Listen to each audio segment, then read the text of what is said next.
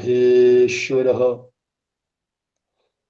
ഗുരുർ സാക്ഷാത് പരം ബ്രഹ്മ തസ്മൈ ശ്രീ ഗുരവേ നമഃ. അദ്വൈതാനന്ദ ചിന്മാത്ര ജ്യോതിർനാരായണാത്മകം ചകാസ്തു ധർമ്മബോധായ നിത്യമവ്യാഹതാത്മനാം. ഓം ശ്രീനാരായണ പരമഗുരവേ നമഃ. എല്ലാ സജ്ജനങ്ങൾക്കും സാദര നമസ്കാരം. ശ്രീനാരായണ ധർമ്മം കൃതിയാണ് നമ്മൾ മനനം ചെയ്തുകൊണ്ടിരിക്കുന്നത്. ആറാമത്തെ അധ്യായമായ ബ്രഹ്മചര്യം, ഇതിലെ 159 ശ്ലോകമാണ് കഴിഞ്ഞ ക്ലാസ്സിൽ വിചാരം ചെയ്യാൻ തുടങ്ങിയത്. ശ്ലോകം 159. വദേത് സത്യം ചരേത് ധർമ്മം സ്വാധ്യായം നിത്യമാചരേത് കുശലാത് സത്യധർമാഭ്യാം ന പ്രമാദ്യേത് വിഭൂതയേ. ഒന്നുകൂടി ചൊല്ലാം. വദേത് സത്യം ചരേത് ധർമ്മം സ്വാധ്യായം നിത്യമാചരേത് കുശലാത് സത്യധർമാഭ്യാം ന പ്രമാദ്യേത് വിഭൂതയേ. ഒരു വിദ്യാർത്ഥി അഥവാ ബ്രഹ്മചാരി, അദ്ദേഹം ഏറ്റവും പ്രധാനമായിട്ട് 3 കാര്യങ്ങളെ അനുഷ്ഠിക്കണമെന്ന് ഗുരു ഇതിൽ പറയുന്നു. 1 സത്യം പറയുക, 2 ധർമ്മം ആചരിക്കുക, 3 നിത്യവും സ്വാധ്യായം ചെയ്യുക. അപ്പൊ ഇതിൽ സത്യം എന്താണെന്ന് നമ്മൾ കഴിഞ്ഞ ക്ലാസ്സിൽ ചിന്തിക്കാൻ തുടങ്ങിയിട്ടുണ്ട്. സത്യത്തിന് 2 തലങ്ങളുണ്ട്. ഒന്ന് ആബ്സല്യൂട്ട് ട്രൂത്താണ്, പാരമാർത്ഥിക സത്യം എന്ന് പറയുന്നത്. ആ പാരമാർത്ഥിക സത്യത്തെ നമുക്ക് പറയാൻ കഴിയില്ല, പറഞ്ഞ് ബോധിപ്പിക്കാൻ കഴിയില്ല. കാരണം എന്താണ്? അത് നമ്മുടെ വാക്കിന് വിഷയമല്ല. ന തത്ര വാക് ഗച്ഛതി എന്നൊരു ശ്ലോകം നമ്മൾ കഴിഞ്ഞ ക്ലാസ്സിൽ സൂചിപ്പിച്ചിരുന്നു. ഒരു ഇന്ദ്രിയവും പാരമാർത്ഥികമായ സത്യത്തിന്റെ അടുത്തേക്ക് എത്തുകയില്ല. ഇന്ദ്രിയങ്ങൾ കൊണ്ട് നമുക്ക് സത്യത്തെ പറഞ്ഞു കൊടുക്കാൻ സാധിക്കില്ല. എന്നാൽ ഇവിടെ പറഞ്ഞിരിക്കുന്ന സത്യം വ്യാവഹാരിക സത്യമാണ്. എന്താണ് വ്യാവഹാരിക സത്യം? വ്യാവഹാരിക സത്യം എന്ന് പറഞ്ഞു കഴിഞ്ഞാൽ പ്രമാണഭൂതമായിരിക്കുന്ന ഒന്നിനെ, പ്രമാണത്തിന് വിഷയമായി തീർന്ന ഒന്നിനെ പരപ്രേമത്തോടു കൂടിയും പരഹിതത്തോടു കൂടിയും അനുകമ്പയോടു കൂടിയും മറ്റൊരാളെ അറിയിക്കുക. അതായത് നാം അറിഞ്ഞൊരു സത്യത്തെ വളരെ സ്നേഹത്തോടു കൂടിയും അനുകമ്പയോടു കൂടിയും അന്യന്റെ ഹിതത്തെ ഉദ്ദേശിച്ചുകൊണ്ട് മാത്രം നാം ഒരാളോട് പറയുക എന്ന് താല്പര്യം. പ്രമാണഭൂതമായിരിക്കുന്ന എന്നതിന്റെ താല്പര്യം നമ്മൾ ചിന്തിച്ചു. ഒരു വിഷയം നമുക്ക് ഇന്ദ്രിയ പ്രത്യക്ഷമായി അറിഞ്ഞതോ അല്ലെങ്കിൽ അനുമാന ആപ്തവാക്യാദികളാൽ അറിഞ്ഞതോ ആ ഒന്നിനെയാണ് പ്രമാണത്തിന് വിഷയമായിരിക്കുമെന്ന് പറയുന്നത്. ഇന്ദ്രിയ പ്രത്യക്ഷമായി അറിയുക എന്ന് പറഞ്ഞു കഴിഞ്ഞാൽ നമ്മൾ കണ്ണുകൊണ്ട് ഒരു വസ്തുവിനെ കണ്ടു, കാതുകൊണ്ട് കേട്ടു, നമ്മുടെ ജ്ഞാനേന്ദ്രിയങ്ങൾ കൊണ്ട് ഏതെങ്കിലും ഒന്ന് അറിഞ്ഞു, ഞാൻ കണ്ട കാര്യമാണ് അതുകൊണ്ട് സത്യമാണ്, ഞാൻ കേട്ട കാര്യമാണ് അതുകൊണ്ട് സത്യമാണ്. അങ്ങനെ നമ്മുടെ ഇന്ദ്രിയങ്ങൾ കൊണ്ട് നമ്മൾ ഒന്നിനെ അറിയുന്നു. ഇതിനെയാണ് ഇന്ദ്രിയ പ്രത്യക്ഷമായിരിക്കുന്ന പ്രമാണം എന്ന് പറയുന്നത്. അത് സത്യമാണ്. ഇന്ദ്രിയങ്ങൾ കൊണ്ട് നാം അറിയുന്നത് പ്രത്യക്ഷ പ്രമാണത്തിന് വിഷയമായിരിക്കുന്നതിനാൽ അത് സത്യമാണ്. ആ സത്യത്തെ നമുക്ക് ബോധിപ്പിക്കാം മറ്റൊരാളോട്, മറ്റൊരു വ്യക്തിയോട്. ഇനി ചില സത്യങ്ങൾ എങ്ങനെയാണ്? ചില സത്യങ്ങൾ നമ്മൾ നേരിട്ട് ഇന്ദ്രിയങ്ങൾ കൊണ്ട് നമുക്കത് അറിയാൻ കഴിഞ്ഞില്ലായിരിക്കാം. നമ്മൾ കണ്ണുകൊണ്ട് കണ്ടില്ല, നമ്മൾ കാതുകൊണ്ട് കേട്ടില്ല. പക്ഷെ എങ്കിലും അതീവ വിശ്വസ്തനായ ഒരു വ്യക്തി, ആ വിശ്വസ്തനായ ഒരു വ്യക്തി പറഞ്ഞത് കൊണ്ട് അത് സത്യമാണ്. ഈ വിശ്വസ്തൻ എന്ന് പറയുന്നത് നമ്മുടെ മനസ്സിൽ അയാൾ വിശ്വസ്തനാണ് എന്നതല്ല, മറിച്ച് വിശ്വസ്തനായിരിക്കാനുള്ള യോഗ്യത അയാൾക്ക് വേണം. വിശ്വസ്തനായിരിക്കാനുള്ള യോഗ്യതയുള്ള ഒരു വ്യക്തി പറയുന്ന കാര്യം സത്യമാണ്. ഇതിനെയാണ് ആപ്ത പ്രമാണം എന്ന് പറയുന്നത്. ആപ്തവാക്യം ഒരു പ്രമാണമാണ്. ആരാണ് ആപ്തന്മാർ? പ്രാപ്തന്മാരെയാണ് ആപ്തന്മാർ എന്ന് പറയുന്നത്, ഈശ്വര പ്രാപ്തി നേടിയവര്. എങ്കിൽ കൂടി നമുക്ക് മനസ്സിലാക്കാം, ഒരു ധാർമ്മികമായി മുന്നോട്ട് പോകുന്ന വിശ്വാസത്തിന് യോഗ്യമായിരിക്കുന്ന ഒരു വ്യക്തി, ആ വ്യക്തിയുടെ വാക്കുമെന്നാണ് സത്യമാണ്. നമ്മൾ നേരിട്ട് കണ്ടതല്ലെങ്കിൽ കൂടിയും, നേരിട്ട് ഇന്ദ്രിയങ്ങളാൽ അറിഞ്ഞതല്ലെങ്കിൽ കൂടിയും, ആ വ്യക്തി പറഞ്ഞത് കൊണ്ട് ആ വാക്കിനെ നമുക്ക് സത്യമായിട്ട് മാനിക്കാം. ആ സത്യത്തെ നമുക്ക് മറ്റുള്ള ഒരാൾക്ക് പറഞ്ഞു കൊടുക്കാം. ആ സത്യം ആപ്ത പ്രമാണത്തിന് വിഷയമായിരിക്കുന്നതിനാൽ അത് സത്യം തന്നെയാണ്. ഇനി മറ്റൊന്ന് അനുമാനമാണ്. നമുക്ക് പല കാര്യങ്ങളും ഇന്ദ്രിയങ്ങളിലൂടെ മാത്രമേ അറിയാൻ കഴിയുമെന്നില്ല.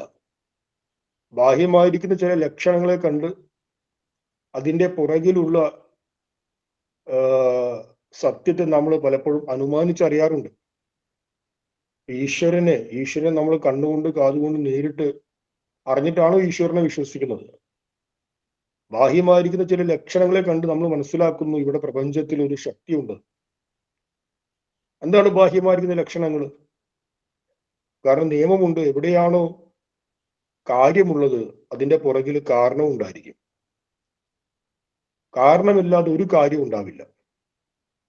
എവിടെയാണ് ഒരു വ്യവസ്ഥയുള്ളത് അതിന്റെ പുറകിൽ ഒരു വ്യവസ്ഥാപകൻ ഉണ്ടായിരിക്കും. എവിടെയാണ് ഒരു നിയമമുള്ളത് അതിന്റെ പുറകിൽ ഒരു നിയാമകൻ ഉണ്ടായിരിക്കും. നിയാമകൻ എന്ന് പറഞ്ഞാൽ ആ നിയമത്തെ ഉണ്ടാക്കിയ ഒരാൾ. നമ്മൾ ഈ രാജ്യത്ത് ഒരു നിയമത്തെ കാണുന്നുണ്ട് വ്യക്തമായിട്ട്. ആ നിയമത്തെക്കുറിച്ച് അവബോധമുള്ളത് കൊണ്ടാണ് നമ്മളും മറ്റുള്ള ആൾക്കാരൊക്കെ സമാധാനത്തോടു കൂടി ജീവിക്കുന്നത്. പക്ഷെ ആ നിയമത്തെ ആരാണ് ഉണ്ടാക്കിയെന്ന് നമുക്കറിയില്ല. നമ്മുടെ മുമ്പിൽ നിയമമാണ് കാണുന്നത്. അപ്പൊ നിയമം കാണുന്നുണ്ടെങ്കിൽ നിശ്ചയമായിട്ടും ആ നിയമത്തെ ഉണ്ടാക്കിയ ഒരാള് അപ്പുറത്തുണ്ടായിരിക്കും. അതേപോലെ നമ്മൾ ഒരു പരിപാടിയിലേക്ക് പങ്കെടുക്കുന്നു. ആ പരിപാടി സ്റ്റേജിൽ കുറച്ച് ആൾക്കാരുണ്ട്. ഒരാൾ സ്വാഗതം പറയുന്നു, ഒരാൾ അധ്യക്ഷനായിട്ടിരിക്കുന്നു, ഒരാൾ ഉദ്ഘാടനം ചെയ്യുന്നു, ഒരാൾ അനുഗ്രഹ പ്രഭാഷണം നടത്തുന്നു, രണ്ടു മൂന്ന് പേർ ആശംസകൾ അറിയിക്കുന്നു, ഒരാൾ നന്ദി പറയുന്നു, കഴിയുന്നു. സദസ്സിൽ എല്ലാവരും ശ്രദ്ധയോടുകൂടി അതിനെ കേൾക്കുന്നു. അവിടെ ഒരു വ്യവസ്ഥ കാണുന്നുണ്ട്. ആരെങ്കിലും എഴുന്നേറ്റ് എന്തെങ്കിലും പറയുന്നില്ല, ഒരു ക്രമത്തെ കാണുന്നുണ്ട്. എന്തുകൊണ്ടാണ് അങ്ങനെ കാണുന്നത്? ആ വ്യവസ്ഥയെ ഉണ്ടാക്കിയ ഒരു വ്യവസ്ഥാപകനോ അല്ലെങ്കിൽ വ്യവസ്ഥാപകന്മാരോ അവിടെ ഉണ്ട്. നമ്മൾ കേവലം ആ വ്യവസ്ഥയെ കാണുന്നത്. ഒരു പരിപാടിയിൽ ജസ്റ്റ് പങ്കെടുത്തു എന്ന് മാത്രം കരുതുക. അതിന്റെ സംഘാടനത്തെ കുറിച്ച് നമുക്ക് അറിയില്ല. ജസ്റ്റ് നമ്മൾ പങ്കെടുത്തു, ഹാളിൽ കയറി ഒരു കസേരയിൽ. നമ്മൾ പ്രത്യക്ഷത്തിൽ എന്താണ് കാണുന്നത്? വ്യവസ്ഥയെ മാത്രമേ കാണുന്നുള്ളൂ. വ്യവസ്ഥാപകനെ അറിയുന്നില്ല, ആരാണെന്ന് അറിയില്ല. ഒരു വ്യവസ്ഥയെ കണ്ടിട്ട് അതിന്റെ പുറകിലുള്ള വ്യവസ്ഥാപകനെ നമ്മൾ അനുമാനിച്ചറിയുന്നു. അനുമാനിച്ചറിയുക എന്ന് പറയുമ്പോൾ ആ അനുമാനവും എന്താണ്? അതും പ്രമാണത്തിന് വിഷയമാണ്, സത്യമാണ്. ഈ കാണപ്പെടുന്ന ജഗത്തിൽ ഒരു വ്യവസ്ഥയുണ്ട്. അതുകൊണ്ട് തന്നെ ജഗത്തിന്റെ പുറകിൽ നിശ്ചയമായിട്ടും ഒരു വ്യവസ്ഥാപകനുണ്ട് എന്ന് നമ്മൾ അനുമാനിച്ചറിയുന്നു. ഈ കാണപ്പെടുന്ന ജഗത്തില് നിയമങ്ങളുണ്ട്, കൃത്യമായ നിയമമുണ്ട്. പ്രാപഞ്ചിക നിയമം എന്ന് പറഞ്ഞാൽ അതിശയകരമാണ്. അതുകൊണ്ട് തന്നെ ആ നിയമത്തെ ഉണ്ടാക്കിയ ഒരു നിയാമകൻ പുറകിലുണ്ട്. ഈ കാണപ്പെടുന്ന ജഗത്ത് ഒരു കാര്യമാണ്. അതുകൊണ്ട് തന്നെ ആ കാര്യത്തെ ഉണ്ടാക്കിയ കാരണവും പുറകിലുണ്ട്. അതുകൊണ്ട് നമ്മൾ ബാഹ്യമായിരിക്കുന്ന ജഗത്തിലെ നിയമത്തെയും വ്യവസ്ഥയെയും ജഗത്തിന്റെ കാര്യഭാവത്തെയും കണ്ട് അതിന്റെ പുറകിൽ കാരണസ്വരൂപനായിരിക്കുന്ന വ്യവസ്ഥാപകനായിരിക്കുന്ന നിയാമകനായിരിക്കുന്ന ഒരു ഈശ്വരനുണ്ടെന്ന് അനുമാനിച്ചറിയും. ഈശ്വരനെ പ്രത്യക്ഷത്തിൽ കണ്ടിട്ടില്ലെങ്കിലും അനുമാനം എന്ന പ്രമാണത്തിന് വിഷയമായതിനാൽ ഈശ്വരൻ സത്യമാണ്.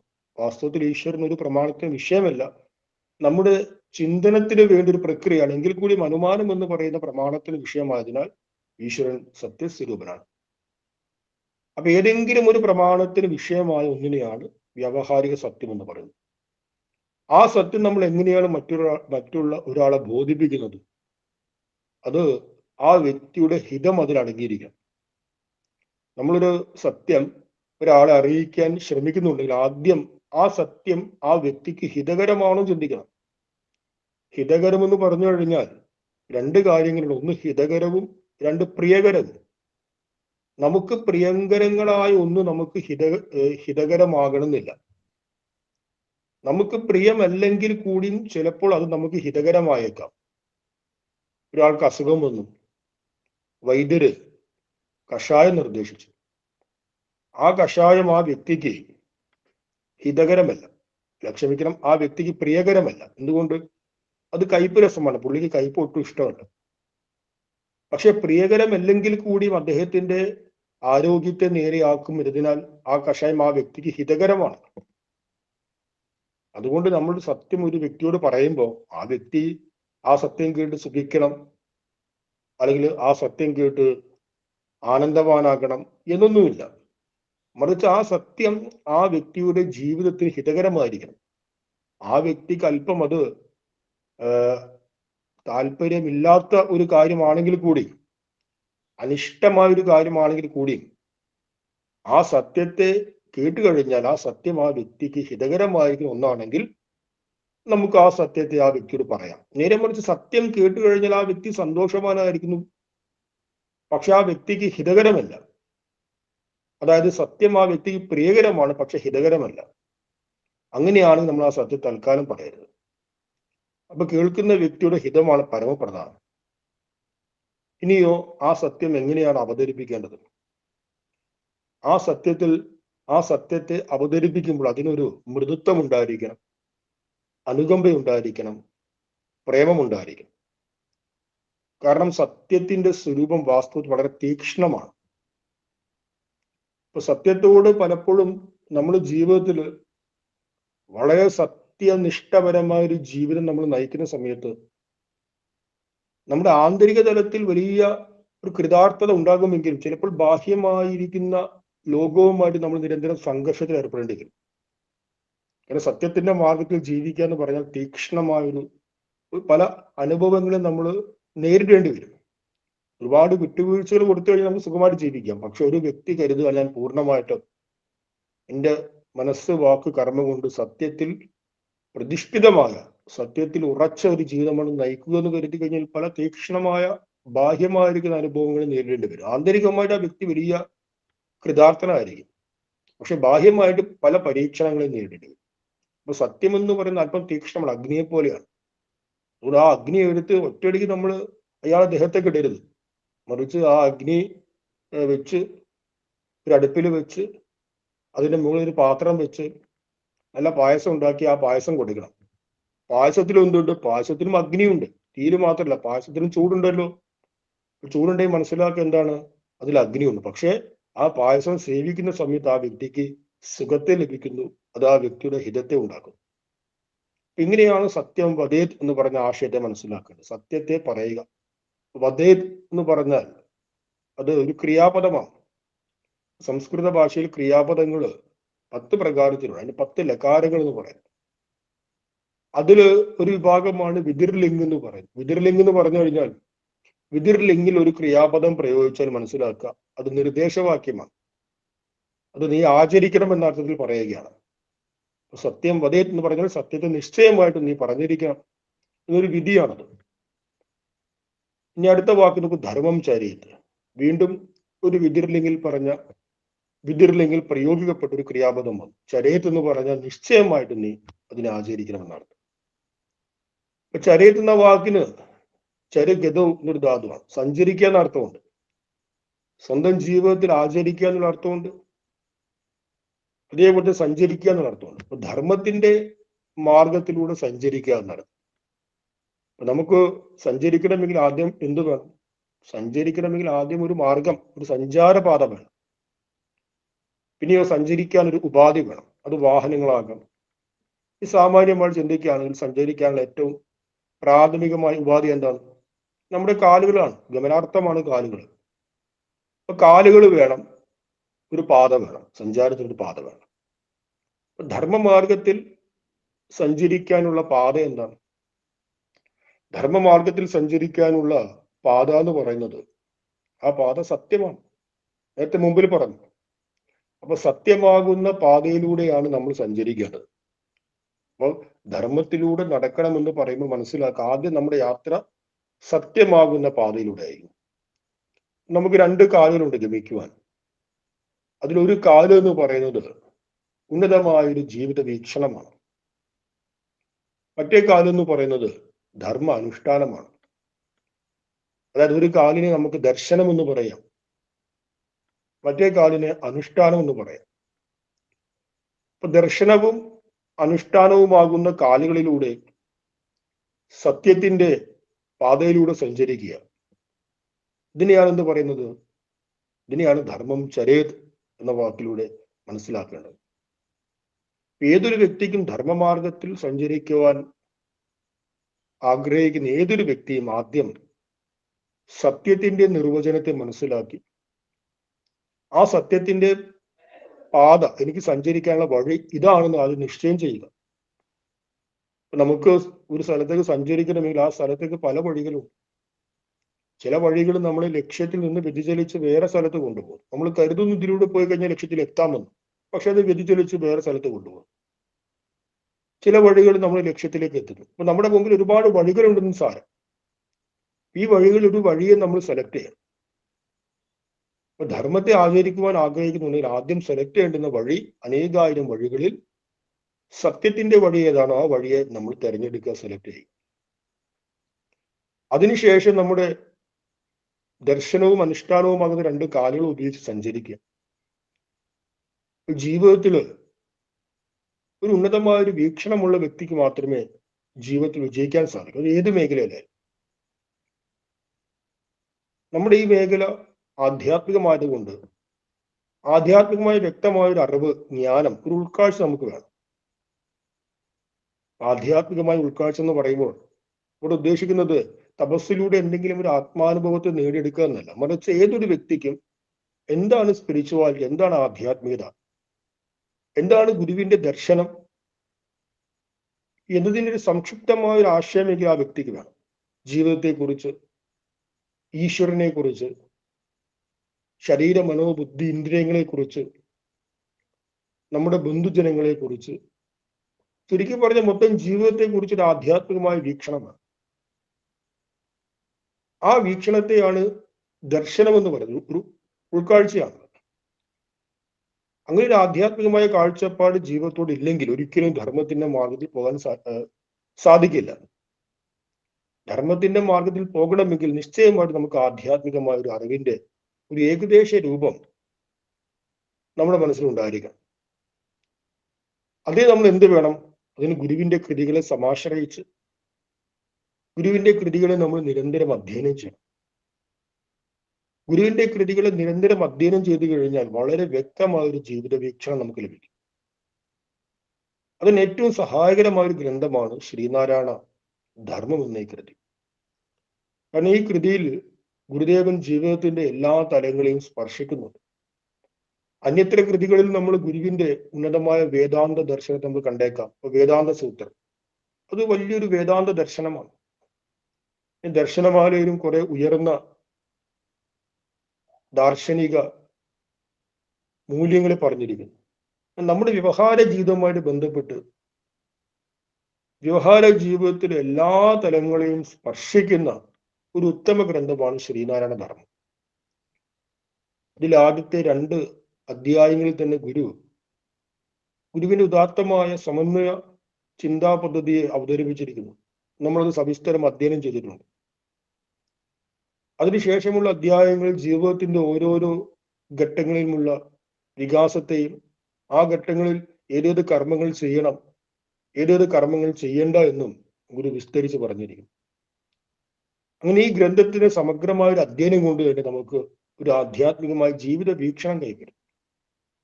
പറഞ്ഞു വന്നത് ആധ്യാത്മികമായ അറിവിനെ സ്വായത്തമാക്കുക, അറിവിനെ നേടിയെടുക്കുക. പലരും പറയുന്നു നമ്മൾ പുസ്തകങ്ങൾ വായിച്ചുകൊണ്ട് മാത്രം നമുക്ക് ആധ്യാത്മികമായി ഉയരാൻ സാധിക്കില്ല, അതിന് അനുഭവം വേണമെന്ന് പറയും.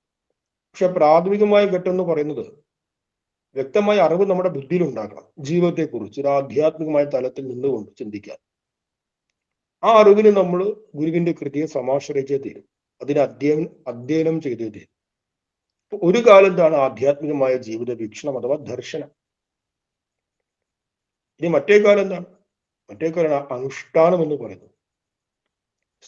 തിഷ്ട് എന്നാണ് അത് അതിനർത്ഥം, ഉറച്ചു നിൽക്കുക എന്നർത്ഥം.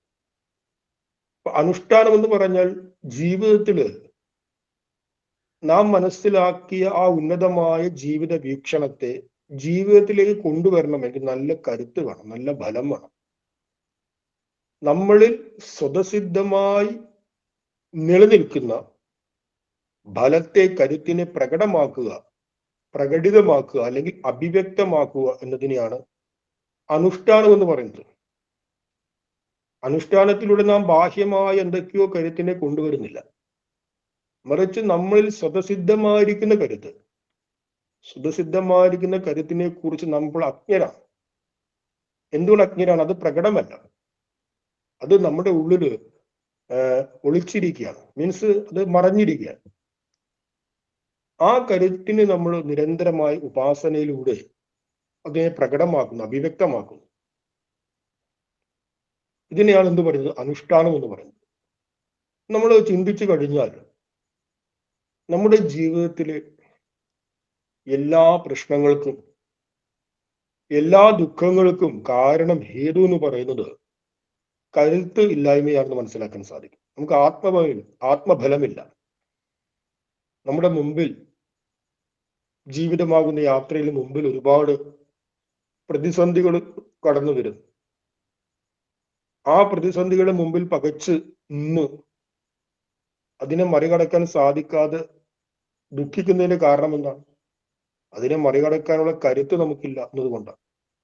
നമ്മൾ കഴിഞ്ഞ ക്ലാസ്സിൽ പറഞ്ഞു, ഇങ്ങനെ നടന്നു പോകുമ്പോൾ ഒരു കുഴി ഉണ്ടെന്ന് പറഞ്ഞു. ആ കുഴി ചാടിക്കടന്നാൽ അപ്പുറത്ത് എത്താൻ പറ്റും, വർഷങ്ങളിൽ വേറെ വഴിയില്ല. ആ കുഴി ചാടിക്കിടക്കണമെങ്കിൽ ബാഹ്യമായ ശരീരത്തിന് നല്ല കരുത്ത് വേണം. ഒന്ന് ബാക്കോട്ട് ഒതുങ്ങി നിന്ന് ഓടി വന്ന് ചാടിക്കടക്കണം, മറികടക്കണം. അതേപോലെ ജീവിതത്തിന് മുമ്പിൽ ഒരുപാട് കുഴികൾ കാണാം. ആ കുഴികളെ മറികടക്കണമെങ്കിൽ നമുക്ക് നല്ല ആത്മബലം വേണം. ആ ആത്മബലത്തിന്റെ ആധാരത്തിൽ മാത്രമേ അതിനെ മറികടക്കാൻ സാധിക്കൂ. അപ്പൊ ആത്മബലം ഇല്ലായ്മ അഥവാ ആന്തരികമായ കരുത്തില്ലായ്മയാണ് എല്ലാ പ്രശ്നങ്ങളുടെയും എല്ലാ പരാജയങ്ങളുടെയും ഹേതു എന്ന് മനസ്സിലാക്കും. നമുക്കൊരു കുടുംബ ബന്ധത്തെ കുടുംബമായി നിലനിർത്തണമെങ്കിൽ പോലും ആന്തരികമായ കരുത്ത് വേണം. ആന്തരികമായ കരുത്തില്ലെങ്കിൽ വളരെ കുറഞ്ഞ കാലം കൊണ്ട് ആ കുടുംബം ഛിന്ന ഭിന്നമായി തീരും. ഒരു പ്രസ്ഥാനത്തെ പ്രസ്ഥാനമായി നിലനിർത്തണമെങ്കിൽ പോലും എന്ത് വേണം? കരുത്ത് വേണം. ആ കരുത്തില്ലെങ്കിലും ആ പ്രസ്ഥാനം ഛിന്ന ഭിന്നമായിട്ട് പോകും. അപ്പൊ നമ്മുടെ ഉള്ളിൽ അസാമാന്യമായ കരുത്തുണ്ട്. നമ്മൾ വിചാരിക്കുന്നതിനേക്കാൾ അപ്പുറത്ത് വലിയ കരുത്തുണ്ട്. മനുഷ്യന് പറക്കാൻ സാധിക്കില്ല. ഒരു ചെറിയ പക്ഷിക്ക് എത്ര വേണമെങ്കിലും പറക്കാം. പക്ഷെ നൂറുകണക്കിന് ആൾക്കാരെ പറത്തുന്ന വലിയ വിമാനങ്ങൾ മനുഷ്യന് ഉണ്ടാക്കാൻ സാധിക്കും. എന്തുകൊണ്ട്? കാരണം മനുഷ്യന്റെ ഉള്ളിൽ അത്രയും വലിയ ക്രിയാത്മകമായ ശക്തി ഒളിഞ്ഞെടുക്കുന്നുണ്ട്. അത് ഈശ്വരീയ ശക്തിയാണ്. ആ ശക്തിയെ നിരന്തരമായ തപസ് മീൻസ് ഒരു വിഷയത്തിലുള്ള സമ്പൂർണ്ണ ഏകാഗ്രതയാണ് തപസ് എന്ന് പറയുന്നത്. ഒരു ശാസ്ത്രജ്ഞൻ അദ്ദേഹത്തിന്റെ ആ വിഷയത്തിൽ സമ്പൂർണ്ണ ഏകാഗ്രമായി കഴിഞ്ഞാൽ അദ്ദേഹത്തിന് ആ വിഷയത്തിൽ വലിയ സിദ്ധി ഉണ്ടാകും. അത് നമ്മെ സംബന്ധിച്ച് ആധ്യാത്മികമായിരിക്കുന്ന നമ്മുടെ ഉള്ളിലെ കരുത്തിനെ നമ്മൾ പുറത്തേക്ക് എടുക്കണമെങ്കിൽ ആധ്യാത്മികമായി എന്തെങ്കിലും സാധനാക്രമങ്ങൾ അനുഷ്ഠിക്കണം. അതുകൊണ്ട് ഓരോ വ്യക്തിക്കും അനുഷ്ഠിക്കേണ്ടതായ സാധനാക്രമങ്ങളെ ഗുരുദേവൻ വിസ്തരിച്ച് ഈ അധ്യായത്തിൽ പറഞ്ഞിട്ടുണ്ട്. മുന്നോട്ടുള്ള അധ്യായങ്ങളിൽ നമുക്കത് ചിന്തിക്കാം. പറഞ്ഞു വന്നത് ഒരു കാല് ജീവിത വീക്ഷണമാണ്, ദർശനമാണ്.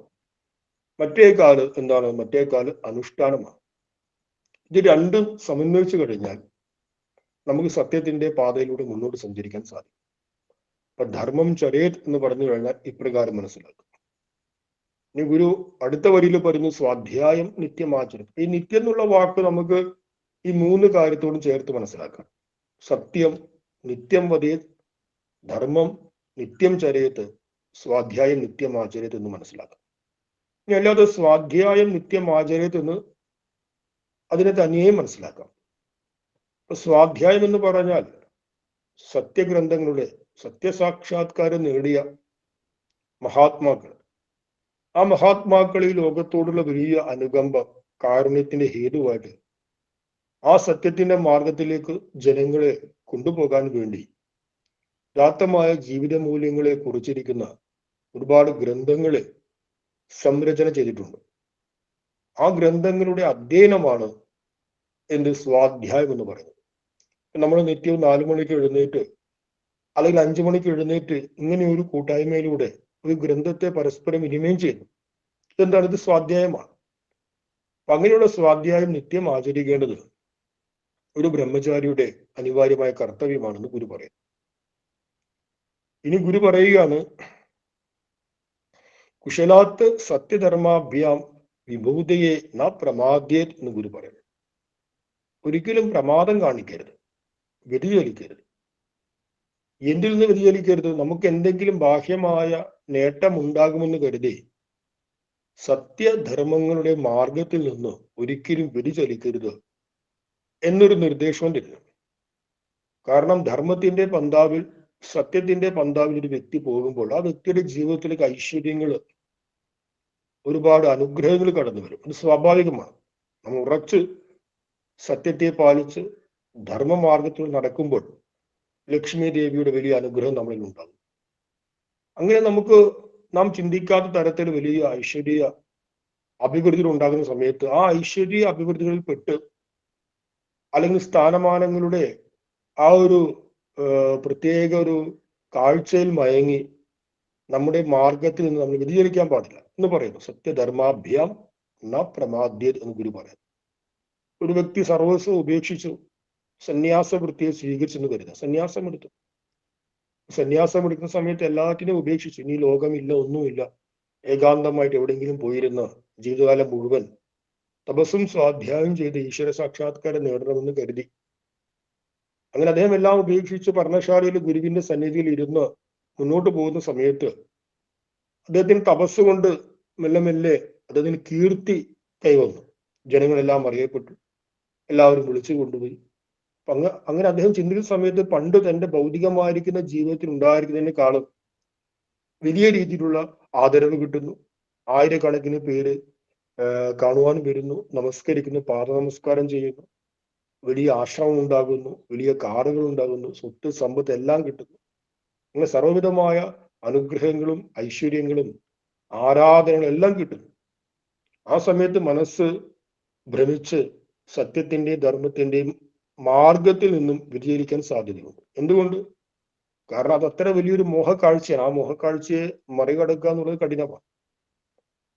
അതുകൊണ്ട് ഏത് പ്രകാരത്തിലുള്ള ജീവിതത്തിൽ, ഏത് പ്രകാരത്തിലുള്ള സാഹചര്യങ്ങൾ, അത് ഐശ്വര്യത്തിന്റെ ആയിക്കോട്ടെ, ഇനി അങ്ങനെയല്ല മറ്റേതെങ്കിലും സാഹചര്യം ആയിക്കോട്ടെ, അങ്ങനെ ഏത് പ്രകാരത്തിലുള്ള സാഹചര്യങ്ങൾ വന്നു കഴിഞ്ഞാലും സത്യധർമാഭ്യ ന പ്രമാദ്യേത് വിഭൂതയെ എന്ന് പറയുന്നു. ഐശ്വര്യത്തിനായിക്കൊണ്ട്, നേട്ടങ്ങൾക്കായിക്കൊണ്ട്, വ്യക്തി താല്പര്യങ്ങളായിക്കൊണ്ട് സത്യത്തെയും ധർമ്മത്തെയും പണയം വെച്ച് അതിൽ നിന്ന് പിന്തിരിയരുത് എന്ന് ഗുരു നിർദ്ദേശിക്കുന്ന ഒരു ബ്രഹ്മചാരികൾ. ഇനി 160 ശ്ലോകത്തിൽ പറയുന്നു, ദൈവപൈതൃക കർമാണി ന പ്രമാദേന ലംഘയേത് സദാചാര്യ പിതൃതിഥീൻ അനുവർത്തേത ദൈവവത്. എന്നോട് ചൊല്ലാം, ദൈവ പൈതൃക കർമാണി ന പ്രമാദേന ലംഘയേത് സദാചാര്യ പിതൃതിഥീൻ അനുവർത്തേത ദൈവവത്. രണ്ടാമത്തെ വരിയിൽ സദാ ആചാര്യ പിതൃ അതിഥി അനുവർത്തതേ ദൈവവത് എന്ന് പിരിച്ച് മനസ്സിലാക്കും. എന്താണ് ഗുരു പറയുന്നത് ഈ ശ്ലോകത്തിലൂടെ? ദൈവ പൈതൃക കർമാണി പ്രമാദേവ ന ലംഘയേത്. ഒരു ബ്രഹ്മചാരിയുടെ, ഒരു വിദ്യാർത്ഥിയുടെ അനിവാര്യമായ ഒരു കടമയാണ് ദേവപൂജ ചെയ്യുക, അതേപോലെ പിതൃക്കളെ സ്മരിക്കുക എന്നിവയൊക്കെ. ഇതിനെ ഒരിക്കലും ലംഘിക്കരുത്. ഇതിനെ ഒരിക്കലും ചെയ്യാതിരിക്കരുത് എന്ന് പറയുന്നു. ആലസ്യം കൊണ്ട്, പ്രമാദം കൊണ്ട്. ഇപ്പൊ ദൈവ പൈതൃക കർമാണി എന്ന് പറഞ്ഞാൽ രാവിലെയും വൈകിട്ടും ബ്രഹ്മചാരി സന്ധ്യാവന്ദനത്തിൽ ചേർന്ന് ഗുരു മുൻ ശ്ലോകത്തിൽ പറഞ്ഞു. സന്ധ്യാവന്ദനത്തിന്റെ ഭാഗമായിട്ട് വരുന്നതാണ് ദേവതർപ്പണം, പിതൃതർപ്പണം, ഋഷിതർപ്പണം എന്നൊക്കെ. അങ്ങനെയും മനസ്സിലാക്കാം. ചുരുക്കി പറഞ്ഞാൽ ഒരു ബ്രഹ്മചാരിക്ക് വിഹിതമായിരിക്കുന്ന ഈശ്വരീയമായ ഉപാസനകളെ അതിനൊരിക്കലും മുടക്കാൻ പാടില്ല, നിത്യവും ചെയ്യണം എന്ന് പറയുന്നു. ന ലംഘയത്. ഇനി ബ്രഹ്മചാരി എന്ത് ചെയ്യണം? തന്റെ ആചാര്യൻ, തന്റെ ഗുരുനാഥൻ, തന്നെ പഠിപ്പിക്കുന്ന ആചാര്യ, അധ്യാപകൻ, ആ അധ്യാപകനെയും തന്റെ മാതാപിതാക്കളെയും അതിഥികളെയും ദൈവത്തെ പോലെ അനുവർത്തിക്കണം, ദൈവത്തെ പോലെ കാണണം എന്ന് പറയുന്നു. നോക്കൂ, ആചാര്യൻ എന്ന് പറഞ്ഞു കഴിഞ്ഞാൽ തന്റെ അധ്യാപകൻ എന്ന് മനസ്സിലാക്കാം. പിതൃൻ എന്ന് പറഞ്ഞു കഴിഞ്ഞാൽ തന്റെ മാതാപിതാക്കൾ എന്ന് മനസ്സിലാക്കാം. അതിഥി എന്ന് പറഞ്ഞു കഴിഞ്ഞാൽ നമ്മുടെ ഗൃഹത്തില് അതിഥിയായിട്ട് വരുന്ന ആരെയും മനസ്സിലാക്കാം. ഇവരെയൊക്കെ ഈശ്വരനെ പോലെ കണ്ട് ഇവരോട് നാം കാണിക്കേണ്ടുന്ന ആചാര്യ മര്യാദകൾ ചെയ്യണമെന്ന് പറയുക. അപ്പോൾ ഇതിന്റെ വിസ്തരിച്ച വ്യാഖ്യാന ചർച്ചകൾ നമുക്ക് മുന്നോട്ടുള്ള അധ്യായത്തിൽ ഗൃഹസ്ഥാശ്രമ ധർമ്മത്തില് പഞ്ചമഹായജ്ഞമുണ്ട്. ആ പഞ്ചമഹായജ്ഞത്തിൽ ഇതിന്റെ വിസ്തരിച്ച ആശയങ്ങൾ പഠിക്കാൻ സാധിക്കും. ഇപ്പോൾ ഇത്രയും മനസ്സിലാക്കുക. ഈശ്വരോപാസന, നിത്യവും വിഹിതമായിരിക്കുന്ന ഈശ്വരോപാസനയും അതേപോലെ മുതിർന്ന ജനങ്ങളോടുള്ള ഈശ്വരീയമായ ഭാവനയെയും ഒരു ബ്രഹ്മചാരി, ഒരു വിദ്യാർത്ഥി നിത്യവും വെച്ച് പുലർത്തണമെന്ന് ഗുരു പറയുന്നു. ഇനി 161 ശ്ലോകത്തില് സദാമാചാരോപദേശൗ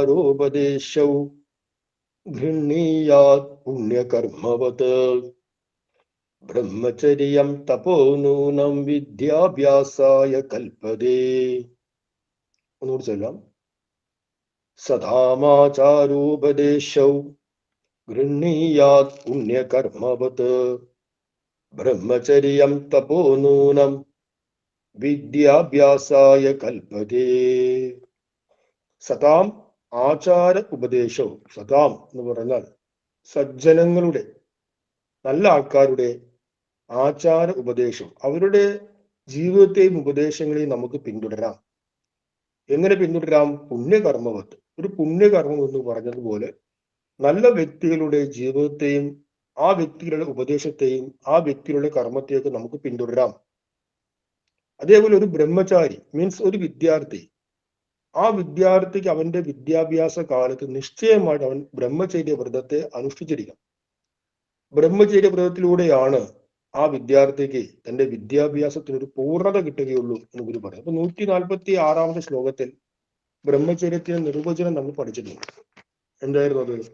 അതായത് ബ്രഹ്മ വേദ തത് അധ്യയനാർത്ഥം വ്രതം, അറിവിനെ നേടിയെടുക്കാനുള്ള അധ്യയനം, ആ അധ്യയനത്തെ എന്ത് പറയാം? ബ്രഹ്മചര്യം എന്ന് പറയാം. ബ്രഹ്മതത് ചരതി ഇതി ബ്രഹ്മചര്യം, ബ്രഹ്മതത് ചരതി ഇതി ബ്രഹ്മചാരി. ഏറ്റവും ഉയർന്ന ഒരു മാർഗത്തിലൂടെ സഞ്ചരിക്കുക, അതിനെ ബ്രഹ്മചര്യം എന്ന് പറയാം. ഈ രണ്ട് കാര്യങ്ങളെയും ചേർന്ന് തന്നെയാണ് ബ്രഹ്മചര്യം എന്ന് പറയുന്നത്. അപ്പൊ വിദ്യാഭ്യാസായ കൽപ്പത, വിദ്യാഭ്യാസത്തിന് വേണ്ടി അനിവാര്യമായി വിധിക്കപ്പെട്ട ഒന്നാണ് ബ്രഹ്മചര്യ വ്രതം. ബ്രഹ്മചര്യ വ്രതത്തിന്റെ അർത്ഥം തീർത്ഥർ സ്വാമികൾ നൽകിയതാണ്. ഒരാള് അറിവിന് വേണ്ടി പരിശ്രമിക്കുന്നതിനെയും ആ അറിവിന് വേണ്ടി പരിശ്രമിക്കുന്നതോടൊപ്പം തന്നെ തന്റെ ജീവിതത്തെ സംയമനം ചെയ്ത് ഒരു ഉദാത്തമായ ഒരു ജീവിതത്തെ നയിക്കുക. ഇതിനെ രണ്ടിനെയും ബ്രഹ്മചര്യം എന്ന് പറയും. കാരണം ഒരു വിദ്യാർത്ഥിയുടെ ഏറ്റവും പ്രധാനപ്പെട്ട ഒരു പ്രയത്നം എന്ന് പറയുന്നത് തന്റെ മേധാശക്തിയെ വർദ്ധിപ്പിക്കണം. മേധാശക്തി പറയാൻ നമുക്ക് ആന്തരികമായിട്ടുള്ള ഒരു ശക്തിയാണ് മേധാശക്തി, ഓർമ്മിച്ചു വെക്കാനുള്ള കഴിവ്. ഒരു വിദ്യാർത്ഥിക്ക് അനിവാര്യമാണല്ലോ ഗ്രന്ഥങ്ങൾ ഓർമ്മിച്ചു വെക്കുന്നത്. നമ്മുടെ എല്ലാ പരീക്ഷയും എന്താണ്? നമ്മുടെ എല്ലാ പരീക്ഷയും വാസ്തവത്തിൽ നമ്മുടെ ഓർമ്മശക്തിയുടെ ഒരു പരീക്ഷണമാണ്. കാരണം നമ്മൾ എത്രത്തോളം പഠിച്ചോ, എത്രത്തോളം അറിഞ്ഞോ, അതിനെ നമ്മൾ ഓർമ്മിച്ചു വെച്ച് ആ ഓർമ്മയിൽ നിന്ന് അവയെ പകർത്തി എഴുതുന്നു. ഇങ്ങനെ ഓർമ്മിച്ചു വെക്കണമെങ്കിൽ നമ്മുടെ ആധ്യാത്മികമായ ആചാര്യന്മാർ, നമ്മൾ എപ്പോഴും ശ്രദ്ധിക്കേണ്ടത് ആധുനികമായ ഒരു ശാസ്ത്രത്തിന്റെ മെത്തഡോളജി ഉപയോഗിച്ച് നമ്മൾ ഇതിനെ മനസ്സിലാക്കാൻ ശ്രമിക്കുക. ഇത് രണ്ടും സമന്വയമാണ്. പക്ഷെ ചില ആൾക്കാർ ഇതിനെ ഉൾക്കൊള്ളില്ല.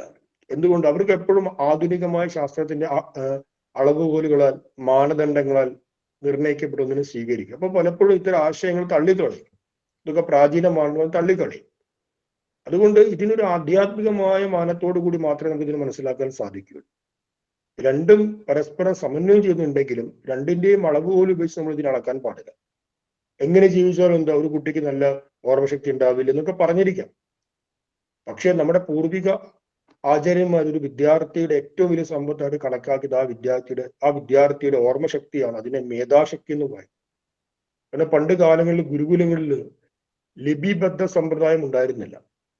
അതായത് ശ്ലോകങ്ങളോ മന്ത്രങ്ങളോ അതൊക്കെ എഴുതി വെച്ച് ഒരു പുസ്തകം നോക്കി പഠിക്കുന്ന ലിപിബദ്ധ ശൈലി ഉണ്ടായത് ഉണ്ടാകുന്ന കാലത്തിന് മുമ്പ് തന്നെ സഹസ്രാബ്ദങ്ങളായിട്ട് ഗുരുകുല സിസ്റ്റോടെ ഉണ്ടായിരുന്നു. അന്നത്തെ കാലത്ത് എന്താണ് ചെയ്തിരുന്നത്? അന്നത്തെ കാലത്ത് വിദ്യാർത്ഥിക്ക് പഠിക്കാനുള്ള പുസ്തകം എവിടെയായിരുന്നു?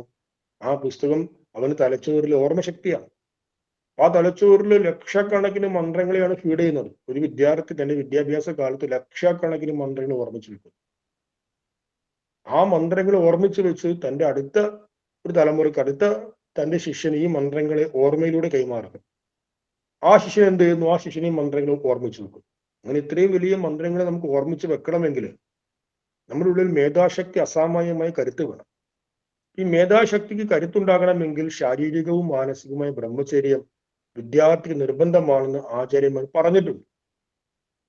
അത് ആചാര്യന്മാർ പറഞ്ഞു എന്നത് കൊണ്ട് തന്നെ, ഗുരുനാഥന്മാർ പറഞ്ഞു എന്നത് കൊണ്ട് തന്നെ നമുക്കൊരു പ്രമാണമാണ്. അല്ലാതെ അതിന്റെ ശാസ്ത്രീയമായ ഒരു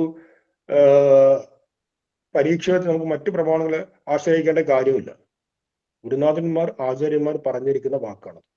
അതുകൊണ്ട് ഒരു വിദ്യാർത്ഥിക്ക് വിദ്യാഭ്യാസ കാലഘട്ടത്തിൽ അവൻ തന്റെ ജീവിതത്തിലെ ശാരീരികവും മാനസികവുമായിരിക്കുന്ന ബ്രഹ്മചര്യ വ്രതത്തെ അനിവാര്യമായി പാലിക്കണമെന്ന് ഗുരുദേവൻ ഈ ശ്ലോകത്തിലൂടെ പറയുന്നു. ഇനി 162 ശ്ലോകത്തിൽ മിതനിദ്രാമിതാഹാരോ മിതവസ്ത്ര പരിഗ്രഹ മിതഭാഷണമേകൈകം ഭൂഷണം ബ്രഹ്മചാരിണഃ. ബ്രഹ്മചാരിക്ക് ഭൂഷണമായിട്ടുള്ള കാര്യങ്ങൾ, ബ്രഹ്മചാരിക്ക് അലങ്കാരമായിട്ടുള്ള കാര്യങ്ങൾ ഒന്ന് മിതനിദ്രയാണ്. ആ വാക്കിൽ നമുക്ക് അതിന്റെ അർത്ഥം മനസ്സിലാക്കാൻ സാധിക്കും. കുറച്ചു നേരം ഉറങ്ങുക. കുറച്ചു നേരം ഉറങ്ങുക എന്നാണ് താല്പര്യം. വാസ്തവത്തിൽ മിതനിദ്ര എന്ന് പറഞ്ഞു കഴിഞ്ഞാൽ പകൽ ഉറങ്ങാതിരിക്കുക, രാത്രി കാലം നല്ല സുഖമായിട്ട് ഉറങ്ങാം എന്നാണ് അർത്ഥം. രാത്രി ഒരു 8 മണി 9 മണിക്ക് ഉറങ്ങിയിട്ട് രാവിലെ ഒരു 4 മണി 5 മണിക്ക് എഴുന്നേൽക്കുക. ഇതിനെയാണ് മിതനിദ്ര എന്ന് പറയുന്നത്. പകല് നമ്മൾ ഉറങ്ങിക്കഴിഞ്ഞാൽ നമുക്ക് രാത്രി ഉറങ്ങാൻ കഴിയില്ല. പകലത്തെ ഉറക്കം ഉണ്ടാവില്ല, രാത്രിത്തെ ഉറക്കം ഉണ്ടാവില്ല. സൂര്യന് ഉദിച്ചിരിക്കുന്ന വേളയിൽ, സൂര്യന്റെ പ്രകാശമുള്ള സമയത്ത് ഉറങ്ങിക്കഴിഞ്ഞാൽ നമ്മുടെ പ്രാണശക്തി നഷ്ടപ്പെടുമെന്ന് പൂർവാചാര്യന്മാർ പറയുന്നു. ആ പ്രാണശക്തി നഷ്ടപ്പെട്ട് കഴിഞ്ഞാൽ നമുക്ക് ക്രിയാത്മകത ഉണ്ടാവില്ല, ഒരു മന്ദീഭാവം ഉണ്ടാവും എപ്പോഴും. പകല് ഒരു 12 മണി മുതൽ ഒരു 3 മണി വരെ നന്നായിട്ട് ഗംഭീരമായിട്ട് ഉറങ്ങി നോക്കൂ. ആ ദിവസം മൊത്തം നമുക്കൊരു അലസത അനുഭവപ്പെടും. കാരണം എന്താണ്? പ്രാണശക്തി നഷ്ടപ്പെട്ട് ഒരു മന്ദീഭാവം വരും. അതുകൊണ്ട് പകൽ ഉറങ്ങാതെ രാത്രി നല്ല സുഖമായിട്ട് ഉറങ്ങുക. ഇതിനെയാണ് മിതനിദ്ര എന്ന് പറയുന്നത്.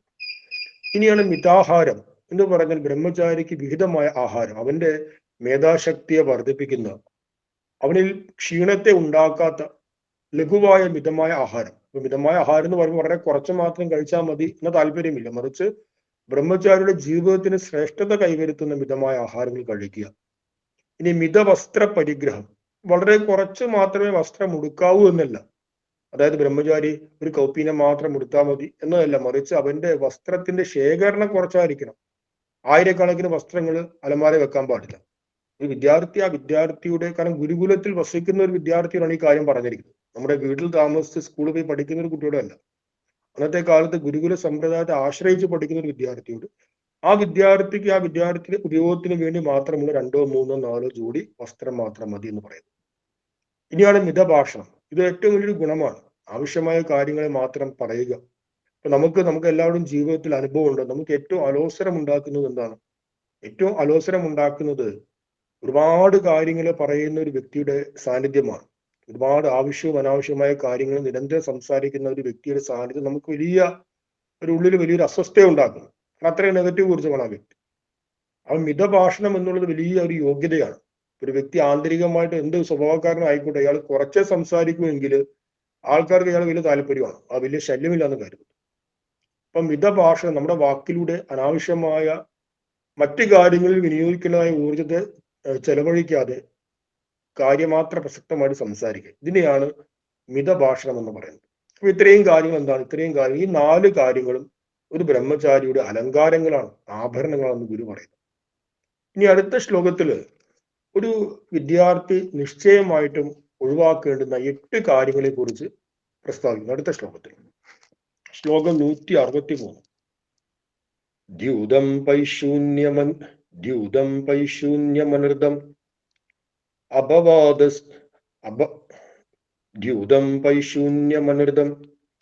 അപവാദവജസ്തദാ കാമക്രോധാവദാലസ്യം അസൂയാം ച പരിത്യജേത്. അങ്ങോട്ട് ചൊല്ലാം. ദ്യൂതം പൈശൂന്യമനൃതം അപവാദവജസ്തദാ കാമക്രോധാവദാലസ്യം അസൂയാം ച പരിത്യജേത്. 8 കാര്യങ്ങളുണ്ട് ഇതിന്. ദ്യൂതം, പൈശൂന്യം, അനൃതം, അപവാദം, കാമം, ക്രോധം, ഇനിയോ ആലസ്യം, അസൂയ. ഈ 8 കാര്യങ്ങളെയും പരിപൂർണമായിട്ട് പരിത്യജിട്ട് ഒഴിവാക്കണം ഒരു വിദ്യാർത്ഥി എന്ന് ഗുരു പറയുന്നു. ഒന്നാമത്തെയാണ് ദ്യൂതം. ദ്യൂതം എന്ന് പറഞ്ഞാൽ ചൂതുകളി. ചൂതുകളി എന്ന് പറഞ്ഞു കഴിഞ്ഞാൽ ചൂതുകളി പല പ്രകാരത്തിനുണ്ട്. പണ്ടത്തെ പ്രാചീനമായ കാലത്ത് പകിട വെച്ച് കളിക്കും. ഒരു പകിട എന്ന് പറഞ്ഞൊരു ഉപകരണമുണ്ട്. ആ ഉപകരണം എറിഞ്ഞ് അതിൽ എത്ര സംഖ്യയാണോ വീഴുന്നത് ആ സംഖ്യക്ക് അനുസരിച്ചുള്ള കളിയാണ് ചൂതുകളി. ചൂതുകളിയുടെ ഒരു കളിയാണ് പകിട. അങ്ങനെ പല കളികളുമുണ്ട്. മുഖ്യമായിട്ടുള്ള അർത്ഥം ഈട് വെച്ചുള്ള കളിയാണ്. നമ്മൾ എന്തെങ്കിലും ഒരു വസ്തു പണയത്തിന് വെച്ച് ആ പണയത്തിന് വെച്ച് നമ്മൾ പരാജയപ്പെട്ടാൽ ആ വസ്തു വിജയിച്ച ആൾക്ക് കൊടുക്കുക. നമ്മൾ വിജയിക്കുവാണെങ്കിൽ ആ മറ്റേയാളിൽ നിന്ന് മറ്റേയാൾ പണയം വെച്ച് ആ വസ്തു നമ്മൾ എടുക്കുക. അപ്പൊ ഒന്നിനെ ഈട് വെച്ചുള്ള കളിയാണ് എന്ത് പറയുന്നത്? ചൂതെന്ന് പറയുന്നത്. ചൂതിന്റെ പ്രാചീനമായ രൂപങ്ങളുണ്ട്, ഏറ്റവും ആധുനികമായ രൂപങ്ങളും ഇന്നത്തെ കാലഘട്ടത്തിലുണ്ട്. അപ്പൊ അങ്ങനെ ചൂതുള്ള കളിയെ, ഈട് വെച്ചുള്ള കളിയെ അതിനെ ദ്യൂതം എന്ന് പറയുന്നു. ആ കളി ഒരിക്കലും, അത് ലഘുവായിക്കൊള്ളട്ടെ ഇനി ബൃഹത്തായിക്കൊള്ളട്ടെ, ഒരിക്കലും ഒരു വിദ്യാർത്ഥി ചെയ്യാൻ പാടില്ല എന്ന് പറയുന്നു ഗുരുദേവൻ. ഇനിയാണ് പൈശൂന്യം. പൈശൂന്യം എന്ന് പറഞ്ഞാൽ പിശുനസ്യ ഭാവം, ഇത് പൈശൂന്യം. പിശുനന്റെ ഭാവമാണ് പൈശൂന്യം. ആരാണ് പിശുനൻ? ദുഷ്ടൻ, അതുപോലെ ക്രൂര സ്വഭാവം. ദുഷ്ടനെയും ക്രൂരനെയാണ് പിശുനൻ എന്ന് പറയുന്നത്. അപ്പൊ ആ ദുഷ്ടന്റെയും ക്രൂരന്റെയും ഭാവമാണ് പൈശൂന്യം. മീൻസ് ചതി. നമ്മുടെ ഉള്ളിൽ ക്രൂരതയും ദുഷ്ടതയും ഉണ്ടെങ്കിൽ നമ്മുടെ വിജയത്തിന് വേണ്ടി മറ്റൊരാളെ നമ്മൾ ചതിക്കാൻ തയ്യാറാണ്. അതുണ്ടാകരുതെന്ന് ഗുരു പറയുന്നു. പൈശൂന്യം ഒരിക്കലും ഉണ്ടാകരുത്. ഇനിയോ അനൃതം. അനൃതം പറയാൻ പാടില്ല. അനൃതം എന്ന് പറഞ്ഞു കഴിഞ്ഞാൽ ന ഋതം ഇതി അനൃതം. ഇപ്പൊ നമ്മൾ ശാന്തി മന്ത്രങ്ങൾ ചൊല്ലുമ്പോൾ നമ്മൾ പറയാറുണ്ട് ഋതം വദിഷ്യാമി, സത്യം വദിഷ്യാമി. ഋതം എന്ന് പറഞ്ഞാൽ സത്യം തന്നെയാണ്. അപ്പൊ ആ ഋതം ഇല്ലാതിരിക്കുന്ന അവസ്ഥയാണ് അനൃതം, മീൻസ് അസത്യമാണ്. അപ്പൊ അനൃതം ഒരിക്കലും പറയരുത്. ഇനി അപവാദം പറയാൻ പാടില്ല. എന്താണ് അപവാദം? അപവാദത്തെ കുറിച്ച് നമ്മൾ വിസ്തരിച്ച് പഠിച്ചിട്ടുണ്ടല്ലോ. ദർശനമാലയിൽ ഒരു അധ്യായത്തിന്റെ പേരാണ് അപവാദം. വസ്തുമാത്രത്വം അപവാദം. രജ്ജു വിവർത്തസ്യ മിഥ്യാഭൂത സർപ്പസ്യ രജ്ജു മാത്രത്വം, ഇതാ അപവാദം. ഒരു കയറില് ഒരു പാമ്പിനെ കണ്ടു. അപ്പൊ ആ പാമ്പിനെ കാണുക എന്നുള്ളത് അധ്യാരോപവും അത് കയറാണെന്ന് മനസ്സിലാക്കുന്നത് അപവാദമാണ്. അപ്പൊ അതാണ് ഇവിടെ പറഞ്ഞിരിക്കുന്നത്. അപവാദം അല്ല. ഇവിടെ അപവാദം എന്ന് പറഞ്ഞു കഴിഞ്ഞാൽ പ്രമാണത്തിന് വിഷയമല്ലാത്ത കാര്യങ്ങളെ പരനിന്ദ, അഹിതം പൂർവകം പറയുക. നമ്മൾ സത്യത്തിന്റെ നിർവചനത്തിൽ പഠിച്ചു, പ്രമാണത്തിന് വിഷയമായ കാര്യങ്ങളെ പരപ്രേമത്തോടു കൂടി പറയുക. ഇവിടെ പ്രമാണത്തിന് വിഷയമല്ലാത്ത കാര്യങ്ങളെ നമ്മൾ ഇന്ദ്രിയ പ്രത്യക്ഷമായിട്ട് അറിഞ്ഞിട്ടില്ല. ആപ്തവാക്യത്താലോ അനുമാന ആഗമാദികളാലോ ഒരു പ്രമാണത്താലും അറിയാത്തൊരു കാര്യങ്ങളെ നമ്മൾ പറയുകയാണ് മറ്റൊരാളെ കുറിച്ച്. അയാളെ നിന്ദിക്കുക, അയാളുടെ അഹിതം ചെയ്യുക എന്നത് ഉദ്ദേശിച്ച് പറയുന്ന കാര്യങ്ങളെയാണ് എന്ത് പറയുന്നത്? അപവാദം എന്ന് പറയുന്നത്. അപവാദം പലപ്പോഴും അസത്യമായിരിക്കും. കാരണം എന്താണ്? അത് ഒരു പ്രമാണത്തിന് വിഷയമല്ലാത്ത കാര്യമായിരിക്കും. ഇനി കാമം, ക്രോധം ഇവയും ഒരു ബ്രഹ്മചാരി പരിപൂർണമായിട്ട് പരിത്യജിക്കണം എന്ന് പറയുന്നു. കാമം എന്ന് പറഞ്ഞു കഴിഞ്ഞാൽ ഇന്ദ്രിയ പ്രീതിക്ക് വേണ്ടിയുള്ള വിഷയ സംഗ്രഹത്തെയാണ് കാമം എന്ന് പറയുന്നത്.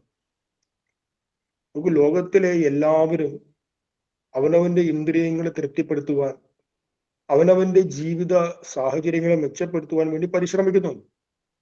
ഒരാൾക്ക് വിശന്നു കഴിഞ്ഞാൽ ആ വിശപ്പ് മാറാൻ എന്താണ് വേണ്ടത്? ഭക്ഷണം വേണം. ആ വ്യക്തി ഭക്ഷണം കഴിക്കുന്നു. ഒരാൾക്ക് വീടില്ല, അദ്ദേഹം മഴയും വെയിലും കൊള്ളുന്നു. അപ്പൊ മഴയും വെയിലും കൊള്ളാതെ താമസിക്കാനുള്ള അദ്ദേഹത്തിന്റെ വീട് വേണം. അപ്പൊ വീടിനെ അദ്ദേഹം നേടാൻ പരിശ്രമിക്കുന്നു. അതേപോലെ ഒരു വ്യക്തിയുടെ ബാഹ്യമായിരിക്കുന്ന പ്രാഥമികമായ പല ആവശ്യങ്ങളും നിറവേറ്റാൻ പരിശ്രമിക്കുന്നു. ഇത് സ്വാഭാവികമായ പരിശ്രമമാണ്. ഈ പരിശ്രമം എപ്പോഴാണ് കാമമായിട്ട് മാറുന്നത്? ഒരു വ്യക്തി നന്നായിട്ട്, ആ വ്യക്തി വിശക്കുന്നു കരുതുക, വിശപ്പ് മാറാൻ ഭക്ഷണം മാത്രം മതി ആ വ്യക്തിക്ക്. പക്ഷെ ഇവിടെ ആ വ്യക്തി ആഗ്രഹിക്കുന്ന ആ ഭക്ഷണത്തിന് കുറച്ച് സ്വാദ് ഉണ്ടാക്കണം. സ്വാഭാവികമായിട്ടും കഴിക്കുന്ന ഭക്ഷണം ആകരുത്, അല്പം കൂടി സ്വാദോടുകൂടി സ്വാദുണ്ടാക്കുന്ന ചേരുവകൾ ചേർത്ത്, ഘടകങ്ങൾ ചേർത്ത് ഉണ്ടാക്കിയ ഭക്ഷണം. അപ്പൊ അങ്ങനെ തന്റെ വിശപ്പ് എന്നതിനപ്പുറത്ത് ഇന്ദ്രിയ പ്രീതിക്ക് വേണ്ടി കൂടി ആഗ്രഹിച്ച് ഭക്ഷണം കഴിക്കുന്നതിനെയാണ് എന്ത് പറയുന്നത്? കാമം എന്ന് പറയുന്നത്. തനിക്ക് കിടന്നുറങ്ങാൻ ഒരു വീട് എന്നതിനപ്പുറത്ത് ആ വീട് അല്പം ഒരു അലങ്കാരം, ഒരു ആഡംബരമായിരിക്കണം, വലിയ സൗകര്യങ്ങൾ വേണം. അപ്പൊ തന്റെ പ്രാഥമികമായ ആവശ്യമായ ഒരു അഭയസ്ഥാനം, ചൂട്, തണുപ്പ് ഇത്യാദികളിൽ നിന്ന് രക്ഷപ്പെടാനുള്ള അഭയസ്ഥാനം എന്നതിനപ്പുറത്ത് അദ്ദേഹം ഇന്ദ്രിയ പ്രീതിക്ക് വേണ്ടിയിട്ട് കൂടിയാണ് ആ വീടിനെ ആഗ്രഹിക്കുന്നത്. അപ്പൊ നമ്മൾ സ്വാഭാവികമായി നേടാൻ ആഗ്രഹിക്കുന്ന കാര്യങ്ങൾ ഈ ലോകത്തുണ്ട്. ആ സ്വാഭാവികമായി നേടാൻ ആഗ്രഹിക്കുന്ന കാര്യങ്ങൾ തന്റെ ഇന്ദ്രിയ പ്രീതിക്ക് വേണ്ടി ഉതകണമെന്ന് ഉള്ള സങ്കല്പത്തെയാണ്, വൃത്തിയാണ് എന്ത് പറയുന്നത്? കാമം എന്ന് പറയുന്നത്. ആ കാമത്തെ ആരെങ്കിലും തടഞ്ഞു കഴിഞ്ഞാൽ ആ തടയുന്ന വ്യക്തിയോടൊരു പ്രതികൂലമായ വൃത്തി നമ്മുടെ ഉള്ളിൽ വരും. അതിനെ ക്രോധം എന്ന് പറയുന്നു. നമ്മുടെ ആഗ്രഹങ്ങൾ, ഇച്ഛകളെ ആരെങ്കിലും, ഏതെങ്കിലും വ്യക്തിയോ വസ്തുവോ സാഹചര്യമോ തടയുന്നു കരുതുക. നമുക്ക് ഇന്ദ്രിയ പ്രീതിക്ക് ഉതകുന്ന ഏതെങ്കിലും ഒരു വസ്തുവിനെ നമ്മൾ സംഗ്രഹിക്കാൻ ശ്രമിക്കുന്നു.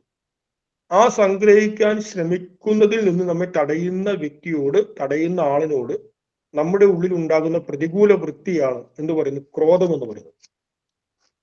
ഈ കാമവും ക്രോധവും ഈ ബ്രഹ്മചാരി വിദ്യാർത്ഥി ഉപേക്ഷിക്കണം, പരിത്യജിക്കണമെന്ന് ഗുരു നിർദ്ദേശിക്കുന്നു. ഇനി നോക്കൂ, ഏഴാമത്തെ, നമ്മൾ 5 പഠിച്ചു. ഏഴാമത്തെ കാര്യമാണ് ആലസ്യം എന്ന് പറയുന്നത്. ആലസ്യം എന്താണ്? ആലസ്യം അലസസ്യ ഭാവമാണ്. ആലസ്യം, അലസസ്യ എന്ന് പറയാം, അലസ്യന്റെ സ്യ ചേർത്താൽ ചേർത്താൽ മതി. അലസന്റെ ഭാവമാണ് ആലസ്യം. എന്താണ് അലസത? നാ ലസതി ഇതി അലസഹ. ഇപ്പൊ ലസ് എന്നുള്ള ധാതുണ്ട് സംസ്കൃതത്തിൽ. ആ ലസ് എന്നുള്ള ധാതുവാണ് ലസതി എന്ന് വാക്കുണ്ടായിരുന്നത്. ഇപ്പൊ ലസ് എന്ന് പറഞ്ഞാൽ ടു എൻജോയ്, ടു പ്ലേ എന്നൊക്കെയാണ് അർത്ഥം. ആനന്ദിക്കുക, സന്തോഷിക്കുക, കളിക്കുക, ക്രിയാത്മകമായി ഇടപെടുക. അപ്പൊ അതിന്റെ ഒരു ക്രിയാപദമാണ് ലസതി എന്നുള്ള വാക്ക്. ലസി എന്ന് പറഞ്ഞാൽ സന്തോഷിക്കുക, ചില്ലായിട്ടിരിക്കുക, വളരെ ക്രിയാത്മകമായിട്ട് ക്രിയാശേഷിയിലൂടെ കാര്യങ്ങളൊക്കെ ഇടപെടുക. ഈ ഭാവമില്ല. നാ ലസതി ഇതി അലസഹ. ഒന്നിലും ഒരു താല്പര്യമില്ല, അതായത് ഒന്നിലും ആനന്ദിക്കാൻ കഴിയുന്നില്ല, ക്രിയാത്മകമായിട്ട് ഒരു കർമ്മവും ചെയ്യാൻ കഴിയുന്നില്ല. ഇതിനെന്ത് പറയുന്നു? അലസം എന്ന് പറയുന്നു. വസ്തുതയിൽ അലസനായ വ്യക്തി എന്തെങ്കിലും ഒന്നിൽ ആനന്ദിക്കുന്നുണ്ടോ? പുള്ളി ഏതെങ്കിലും വിഷയങ്ങൾ രമിക്കുന്നുണ്ടോ? എന്തെങ്കിലും വിഷയങ്ങൾ നേടിയെടുക്കാൻ ശ്രമിക്കുന്നുണ്ടോ? ഉണ്ട്, നിശ്ചയമായിട്ടുണ്ട്. ആ അലസനായ വ്യക്തിയും ഒരു വിഷയത്തിൽ വളരെയധികം രമിക്കാൻ ആഗ്രഹിക്കുന്നു. ഏതാണ് ആ വിഷയം? ആ വിഷയമാണ് തമോപ്രധാനമായ മന്ദീഭാവത്തിലും നിദ്രയിലും വിശ്രാമത്തിലും ഒരുപാട് ആസ്വാദനം കണ്ടെത്താൻ ശ്രമിക്കുന്നുണ്ട് ആ വ്യക്തി. നമ്മുടെ ഉള്ളിൽ തമോ ഗുണം വർദ്ധിക്കുന്ന സമയത്ത്, തമസിന്റെ പ്രത്യേകത ഗുരുത്വമാണ്. ഗുരുത്വം മീൻസ് ഭാരം, മറ്റേ ഗുരുത്വമല്ല, ഗുരുവിന്റെ ഗുരുത്വമല്ല. ഗുരുത്വം മീൻസ് ഭാരം, വെയിറ്റ്. നമ്മൾക്ക് നല്ല ഉറക്കം ഉണ്ടാവും, നമ്മുടെ കണ്ണുകളൊക്കെ ഇങ്ങനെ തൂങ്ങി വരും, ഒരു വെയിറ്റ് വരും. കാരണം എന്താണ്? ഉറക്കത്തിന്റെ സമയത്ത് നമ്മുടെ ഉള്ളിൽ തമോ ഗുണം വർദ്ധിക്കുന്നു. തമോ ഗുണം ഉണ്ടെങ്കിൽ ഉറങ്ങാൻ സാധിക്കും. അപ്പൊ ഉള്ളിൽ ഒരു മന്ദീഭാവത്തെ ഉണ്ടാക്കും തമോ ഗുണം. ആ മന്ദീഭാവത്തിൽ ചില ആൾക്കാർ വലിയ ആസ്വാദനം കണ്ടെത്തുന്നു. അപ്പൊ അലസന്മാരും പണിയൊന്നും ചെയ്യാതെ ഇരിക്കുന്നില്ല, അവരും ഒരു വിഷയത്തിൽ ആസ്വാദനം കണ്ടെത്തുന്നു. എങ്ങനെയാണോ നല്ലൊരു ക്രിയാത്മകനായ വ്യക്തി തന്റെ കർമ്മത്തിൽ ആസ്വാദനം കണ്ടെത്തുന്നത്, അതേപോലെ അലസനും ആ തമോ ഗുണം നമ്മുടെ ഉള്ളിൽ, തമോ ഗുണം വർദ്ധിക്കുമ്പോൾ നമ്മുടെ ഉള്ളിൽ ഉണ്ടാകുന്ന മന്ദീഭാവം, ആ മന്ദീഭാവത്തിന് വലിയ പ്രേമമാണ്. ആ മന്ദീഭാവത്തോട് ചേർന്നിരിക്കുന്നു തമോ ഗുണം നമ്മിൽ ഉണ്ടാക്കുന്ന നിദ്ര, ആ നിദ്രയോട് ചേർന്നിരിക്കുന്നു. നമുക്ക് വാസ്തവത്തിൽ നിദ്ര എന്ന് പറഞ്ഞ ഏറ്റവും ഈ ലോകത്തിലെ നമുക്ക് ഇന്ന് ലഭ്യമായ സുഖങ്ങളിൽ വലിയൊരു സുഖമാണ് നിദ്ര. നല്ല ഗാഠനിദ്ര നമുക്ക് ലഭിക്കുകയാണെങ്കിൽ എത്ര ആനന്ദമായിരിക്കും. ആ ഗാഠനിദ്ര ഉണ്ടാക്കുന്ന തമോ ഗുണമാണ്. ഇനി വിശ്രമം മീൻസ് ചില ആളുകൾ ഒന്നും ചെയ്യാതെ ഒരു ഭാഗത്ത് ഇങ്ങനെ ഇരിക്കുന്നു. കാരണം എന്താണ്? തമോ ഗുണം ഉണ്ടാക്കിയ ആ മാനസികാവസ്ഥയിൽ അവർ വലിയ ആനന്ദം കണ്ടെത്തുന്നു, ആസ്വാദനം കണ്ടെത്തുന്നു. അപ്പൊ അലസൻ എന്ന് പറഞ്ഞു കഴിഞ്ഞാൽ നമ്മുടെ ഉള്ളിൽ തമോ ഗുണം ഉണ്ടാക്കിയ മന്ദീഭാവം, വിശ്രാമം, നിദ്ര ഇവയിൽ താല്പര്യം കണ്ടെത്തുന്ന വ്യക്തിയാണ് എന്ത് പറയുന്നത്? അലസൻ എന്ന് പറയും. ആ അലസത ഒരു ബ്രഹ്മചാരിക്ക് യോജിക്കുന്നതല്ല, ഒരു വിദ്യാർത്ഥിക്ക് യോജിക്കുന്നതല്ല എന്ന് ഗുരു പറയുന്നു. വിദ്യാർത്ഥി പരിത്യാഗം ചെയ്യേണ്ടുന്ന 8ാമത്തെ കാര്യമായിട്ട് പറയുന്നു അസൂയ എന്ന് പറയുന്നു. അസൂയ എന്ന് പറഞ്ഞാൽ പരഗുണേഷു ദോഷാരോപ ഇതി അസൂയ.